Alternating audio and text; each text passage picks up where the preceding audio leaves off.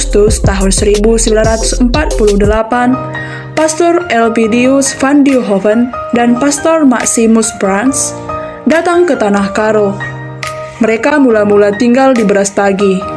Dari Brastagi, mereka mulai melangkahkan kaki ke desa-desa yang dulu pernah dirintis oleh misionaris sebelumnya pada tahun 1939.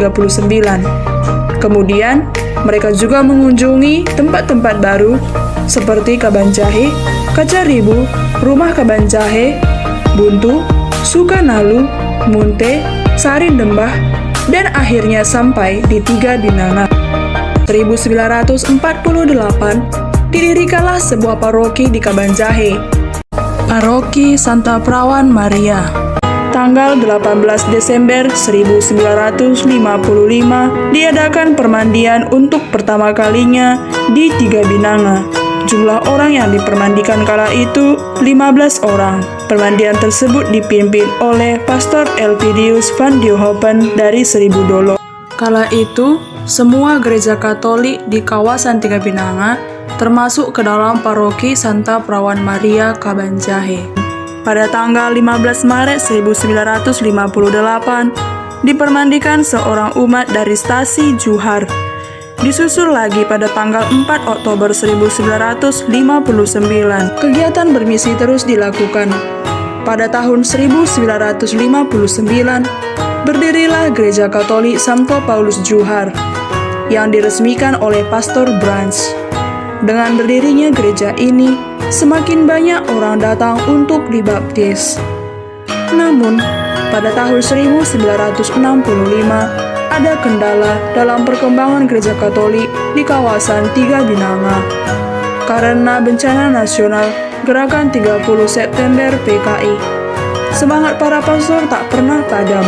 Pada tahun 1966, mereka kembali bermisi dengan menggarami masyarakat agar sepakat membentuk stasi. Pada tahun 1966, Pastor Cleopas van Laarhoven berkumpul dengan sejumlah umat di rumah Ngadang Sebayang, yang kala itu menjabat sebagai penghulu di Tiga Binanga. Mereka merencanakan pembentukan stasi Tiga Binanga. Saat itu, jemaat gereja Katolik terdiri dari 10 kakak saja.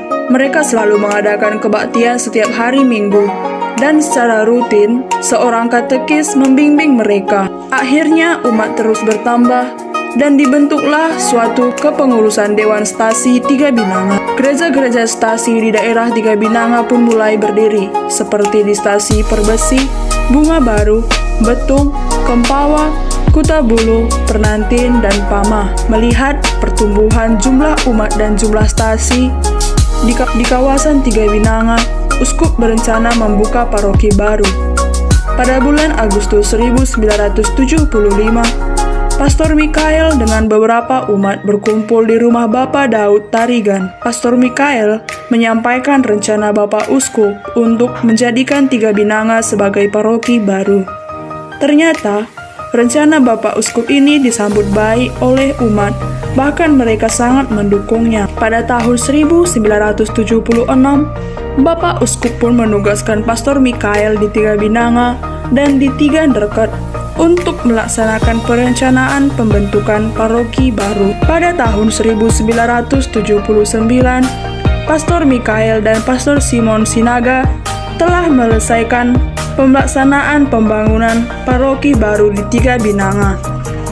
Dan tepatnya pada tanggal 22 April 1979, paroki Tiga Binanga telah sah berdiri. Diberi pelindung Santo Fransiskus Assisi, karena spiritualitas Santo Fransiskus Assisi adalah spiritualitas yang dijiwai oleh para pastor Kapusin yang merintis Tiga Binanga hingga membentuknya menjadi sebuah paroki. Dan hingga saat ini, jumlah stasi Tiga Binanga sebanyak 45 stasi.